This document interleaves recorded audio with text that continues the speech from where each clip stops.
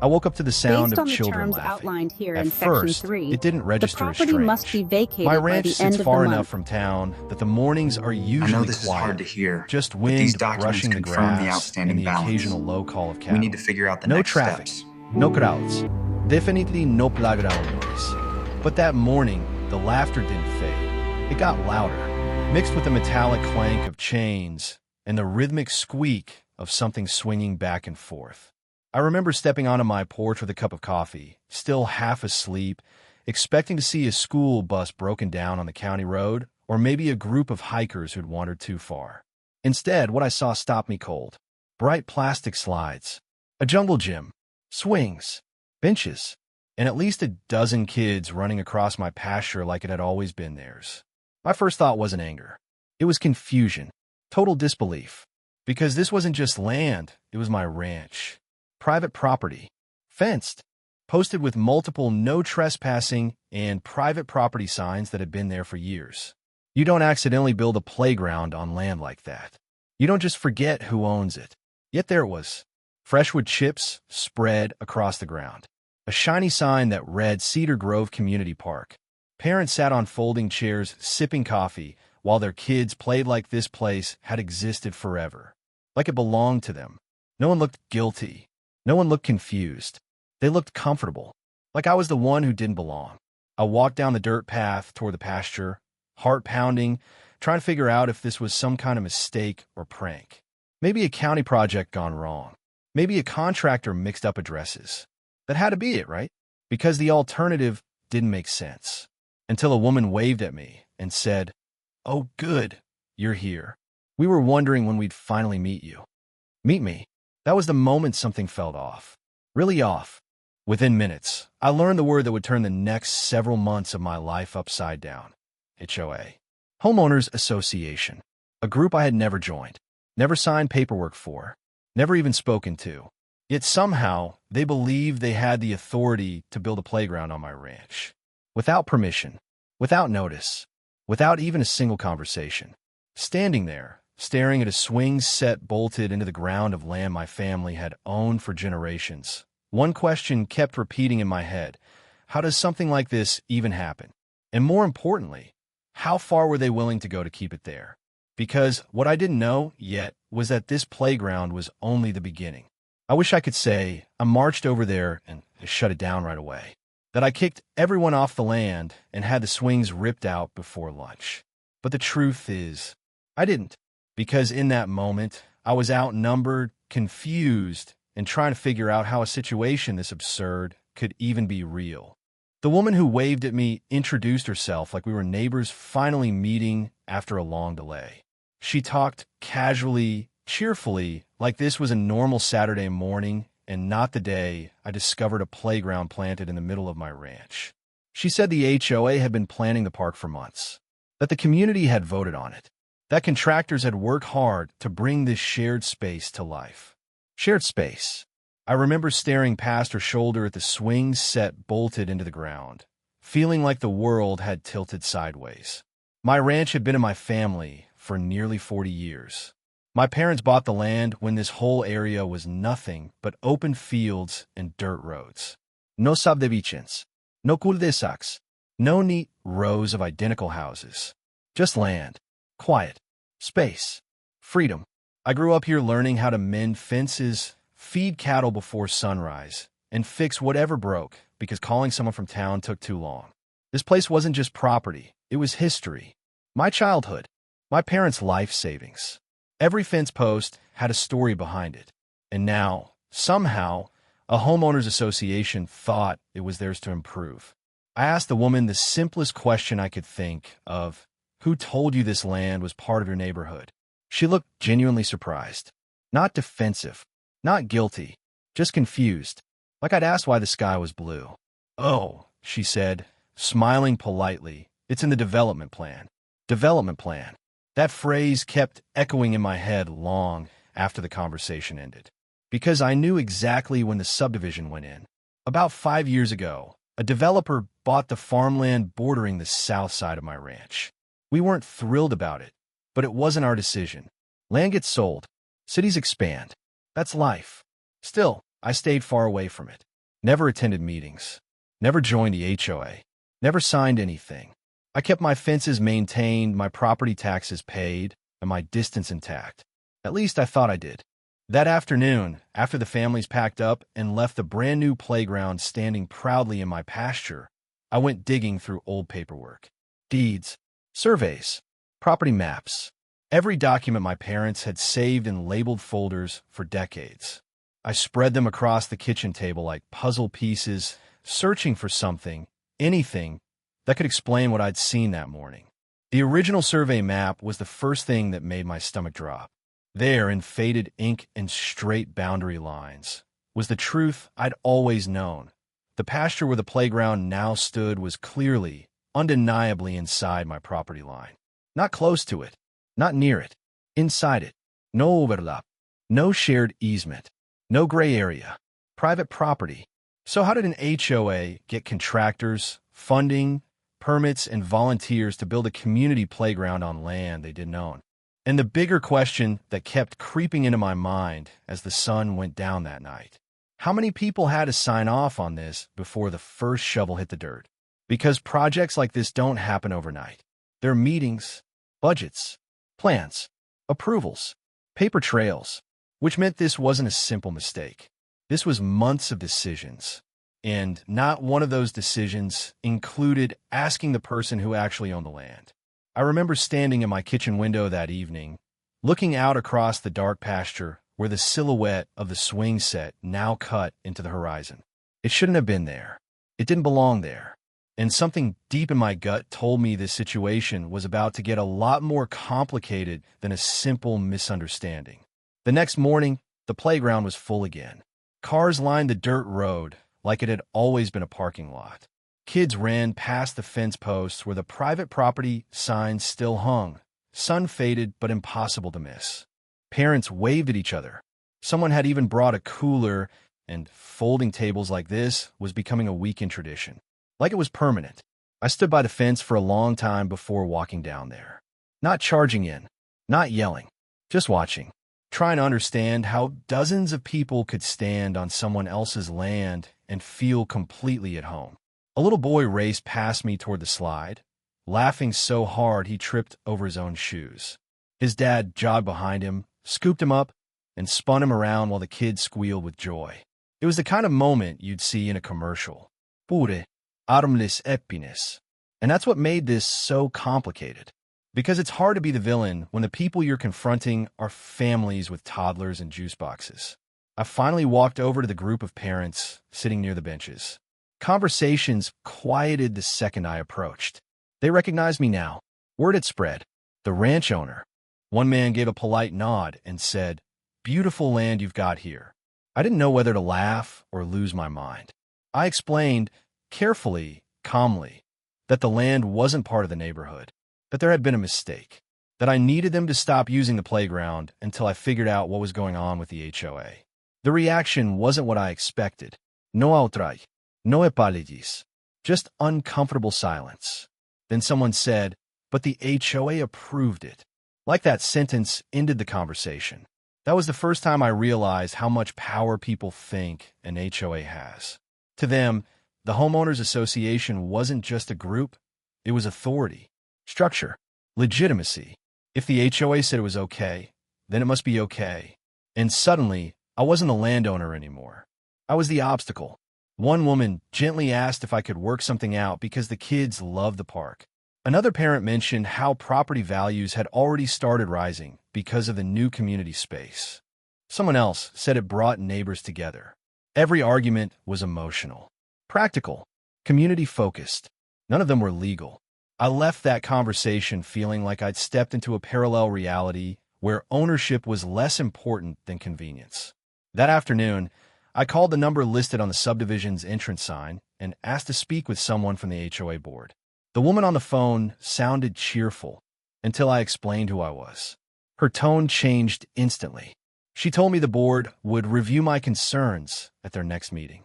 Next meeting. 3 weeks away. I hung up the phone staring at it, wondering how my land had turned into an agenda item. That night, I barely slept. Every time headlights passed on the road, I imagined more families arriving, more footprints in the pasture, more trash cans, benches, maybe even birthday parties and weekend events. And the worst part, they weren't sneaking in. They were showing up openly, confidently, like they had permission. 2 days later, the first real complication arrived. A white pickup truck rolled onto the pasture carrying lumber. Fresh lumber. I walked out to meet the driver before he even shut off the engine. He climbed out smiling and introduced himself as part of the contractor crew. They were adding shade structures, maybe a picnic pavilion if the weather held. Phase 2. I told him he needed to stop immediately, that this was private property and there had been no permission given for any construction. His smile faded. He checked his clipboard, then looked back at me with confusion. "We got permits," he said. Permits. That word hit harder than anything else so far, because permits meant paperwork, approval, official stamps, government offices. It meant this situation had moved beyond neighborhood misunderstandings and into something bigger, something documented, something that shouldn't have been possible. The contractor made a phone call while I stood there listening to only his side of the conversation. Lots of nodding, lots of uh-huh, a few glances in my direction. When he hung up, his expression had shifted from friendly to cautious. "They told us to pause for now," he said, "until things get clarified. Pause for now. Not cancel. Not stop. Pause." As the truck drove away, dust rising behind it, I felt a sinking realization settle in. This wasn't just a mistake the HOA needed to fix. This was a project already in motion, backed by plans, permits, money, and expectations. And somewhere in all of that paperwork, my land had been turned into a park. I decided to attend the HOA meeting. Not because I wanted to, because I had to. 3 weeks had never felt so long. Every day the playground sat there, untouched, but very much alive. Kids still came. Parents still waved. A few people even started bringing folding umbrellas and portable chairs, like they were settling into a routine. The pause on construction didn't change the fact that the park existed. And the longer it stayed, the more normal it felt to everyone except me. By the time the meeting day arrived, I had a folder thick with documents. Property deeds, survey maps, tax records, old photographs of the ranch from decades ago. I wanted facts, proof, something solid enough to cut through whatever confusion had led to this mess. The HOA clubhouse was packed when I walked in. Conversations hushed the moment people realized who I was. It was subtle, but you could feel the shift ripple across the room. Curious looks, tight smiles, that polite tension people use when they're trying not to stare. I signed in at the front table. Under address, I wrote the ranch's property number. The woman holding the clipboard paused for half a second when she read it. Recognition. Then she handed me a visitor sticker. Visitor. I took a seat in the back row and watched the meeting start. Budgets, landscaping updates, complaints about trash bins and fence paint colors. Normal HOA business, ordinary concerns. And all I could think was, how does a playground on private property get squeezed between lawn maintenance and parking violations? Finally, near the end of the agenda, the board president cleared his throat and said, "Next item, community park update." Every muscle in my body tightened. A slideshow flickered onto the wall. Smiling stock photo families, renderings of picnic tables, future plans for shade structures and walking paths. Words like community enrichment, shared outdoor space, and Phase 2 expansion. The photos changed. And there it was. My pasture, my fence line, my land, labeled as Cedar Grove Park. I stood before I even realized I'd made the decision to move. Papers clutched in my hand. Heart pounding so hard it drowned out the room. That land belongs to me. The room went silent. The board members exchanged glances. Not shocked, not surprised, prepared. The president gave a calm, rehearsed smile. "We understand you have concerns." Concerns, like I was worried about noise levels, or parking, or swing colors. I walked to the front and spread the documents across the table. Maps, deeds, the original survey with a boundary line cutting clearly around the playground site. "This is private property," I said. "You build a playground on my ranch. The president barely glanced down before sliding the papers back toward me. We have documentation that shows the land was designated as future community space during the development planning phase. Designated. Future community space. Each word felt carefully chosen, legally polished. I asked the question that had been burning in my mind for weeks. Who gave you permission? The room held its breath. The president didn't answer right away. He looked toward another board member, then another, a silent exchange passing between them like they'd rehearsed this moment. Finally, he said, "A developer transferred the parcel to the HOA before construction began." My stomach dropped.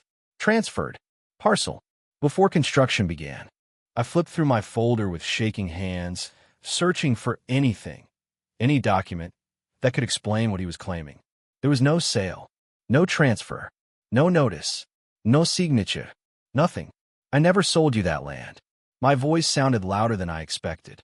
The president folded his hands calmly. "Then you may want to check your records again." A murmur rippled through the audience. Confusion. Whispers. People shifting in their chairs. And then he said the sentence that made the room feel suddenly smaller. "The paperwork was filed years ago. Years. Before the playground. Before the subdivision finished building. Before I ever knew the HOA existed." A cold realization crept in. If paperwork really had been filed years ago, then this didn't start with a playground. It started long before I even knew something was wrong. I gathered my documents slowly, trying to steady my hands. Because now the question wasn't how the HOA built a playground on my ranch. It was when my ranch had stopped being mine. And who made that decision without me knowing. I didn't drive home right away after the meeting. I sat in my truck in the parking lot with the engine off, staring at the folder in my lap like it might rearrange itself if I waited long enough. Years. The paperwork was filed years ago. That sentence kept replaying in my head, louder every time. Because if it was true, then this wasn't a misunderstanding. It wasn't sloppy planning or a contract mistake. This was a paper trail, a transaction, a legal change I somehow never saw. And that meant only one thing. Someone had signed something.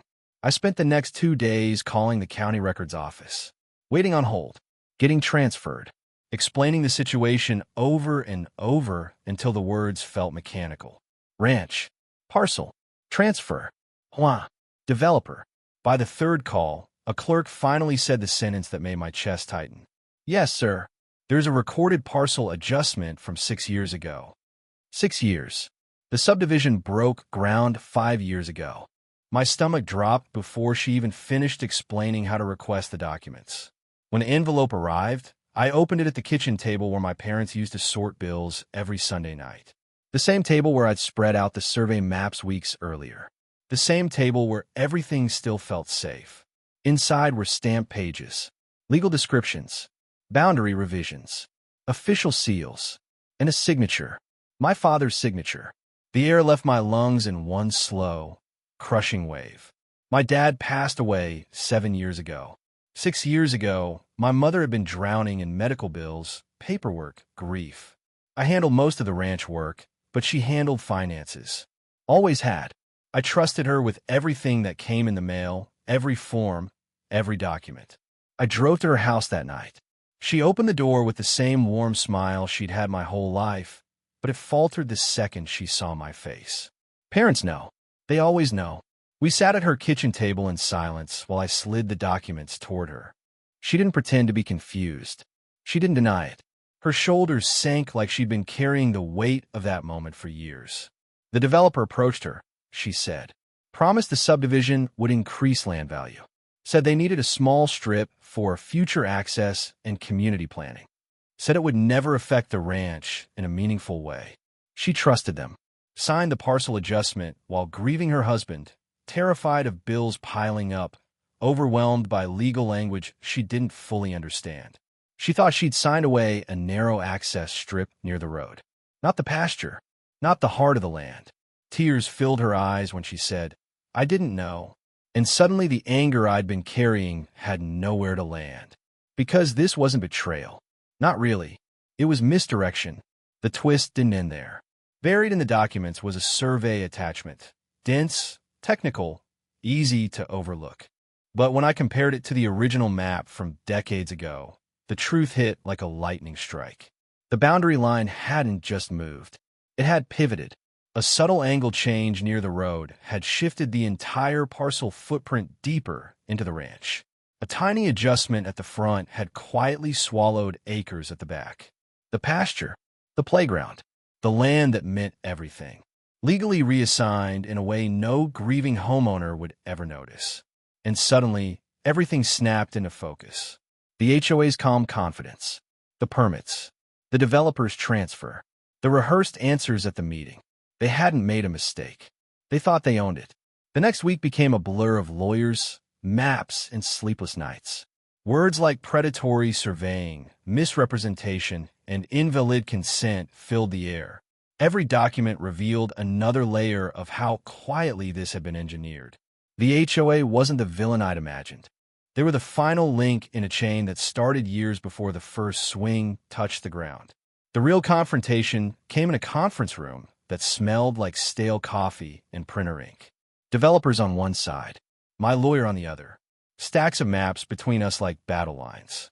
They argued technicalities, clauses, good faith transactions, approved filings, until my lawyer slid one final document across the table. A survey discrepancy report proving the pivot point had been calculated using outdated markers removed before the adjustment was filed. Silence filled the room, because without those markers, the boundary shift collapsed. The transfer unraveled. The parcel snapped back. My land was mine again. Legally, officially, irrefutably. Weeks later, heavy machinery rolled onto the pasture one last time. This time not to build, to remove. The swings came down first, then the slide, then the jungle gym.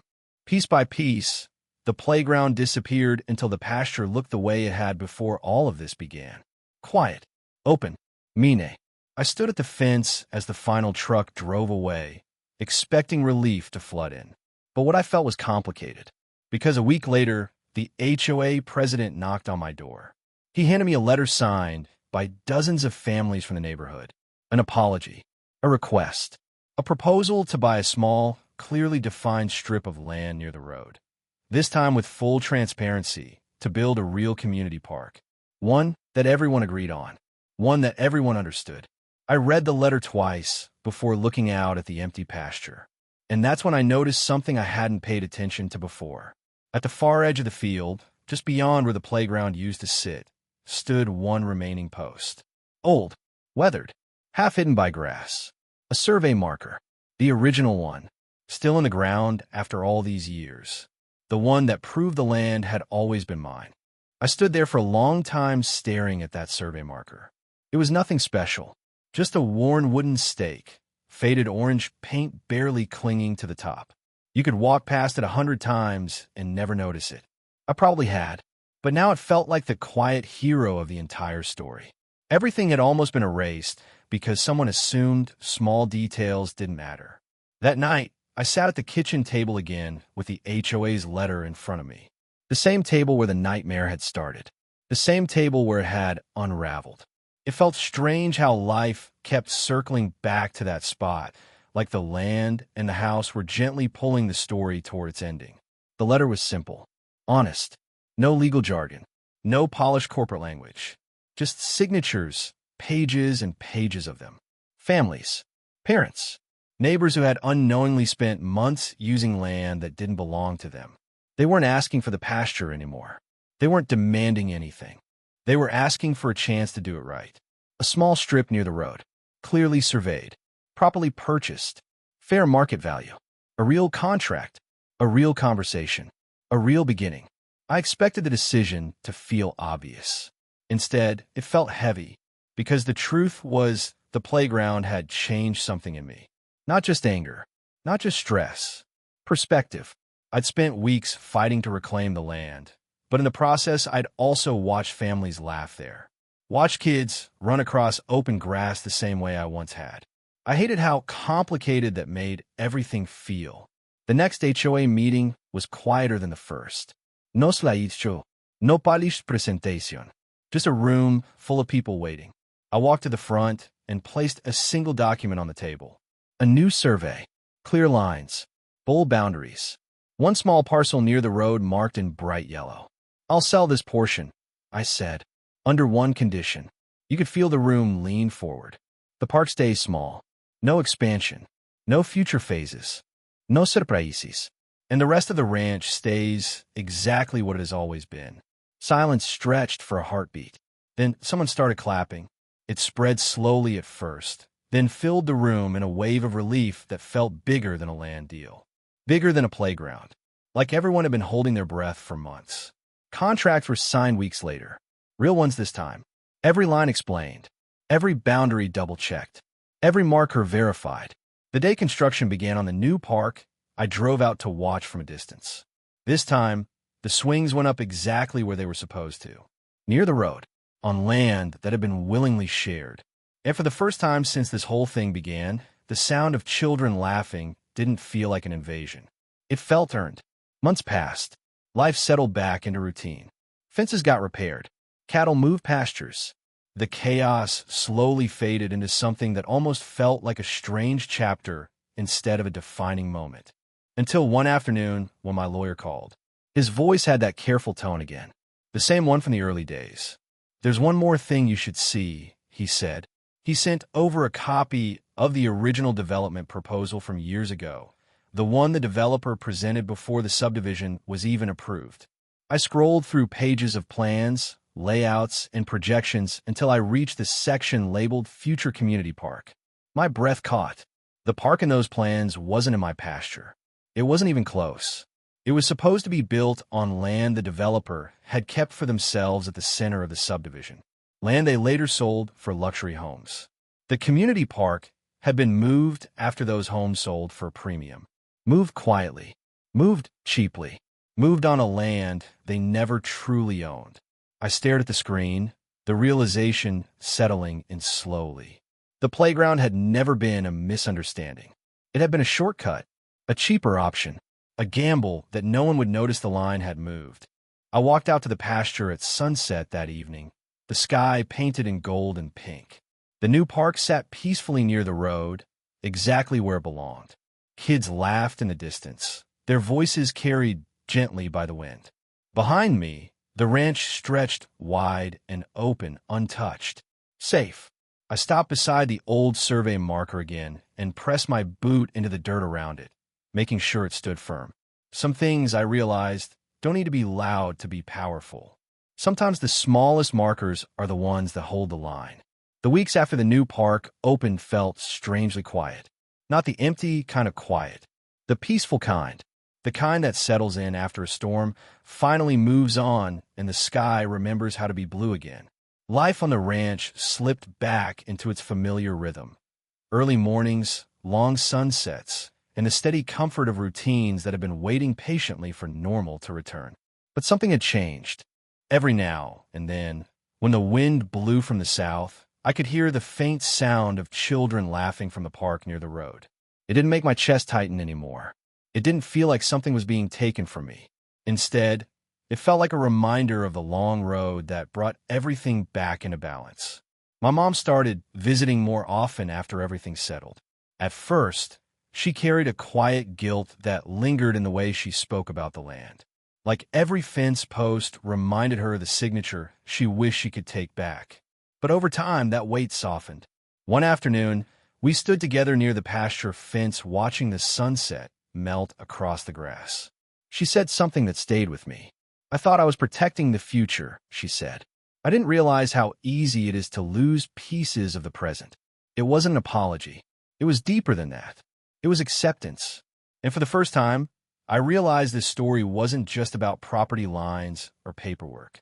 It was about trust, about grief, about how easily life can shift when you're not looking closely at the fine print. The HOA kept their promise. The park stayed small. No expansion. No surprise projects. No late-night construction, trucks rolling into the pasture. Over time, the tension between the ranch and the neighborhood faded into something that looked almost like friendship. Neighbors waved when they drove past. Sometimes they'd stop by with fresh-baked cookies or leftover barbecue from weekend gatherings. Little gestures that said more than formal apologies ever could.